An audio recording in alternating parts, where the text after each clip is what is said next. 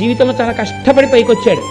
తాను గొప్ప కీర్తి సంపాదించాడు, తాను ఎంతో డబ్బు సంపాదించాడు, తాను కొడుకుని కన్నాడు. ఎన్ని నేర్పాలో అన్ని నేర్పాడు.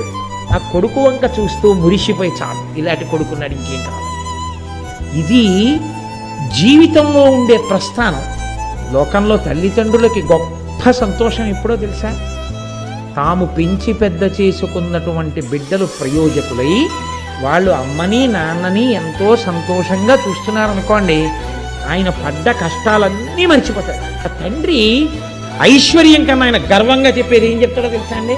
కడుపున పెట్టిన బిడ్డడు నాన్నగారి గౌరవాన్ని నిలబెడుతూ కష్టంలోంచి పైన పడేస్తున్నాడు. ప్రయోజకుడైన కొడుకు వల్ల నేను ఈ స్థితిని పొందుతున్నాను. ఇంతకన్నా తల్లిదండ్రులకి సంతోషమే ఉంటుంది. ఏ తల్లిదండ్రులైనా చిట్ట చివర అలా మాట్లాడగలిగిన స్థితిని పొందితే వాళ్ళు ఈశ్వరానుగ్రహంతో పండారు జీవితం.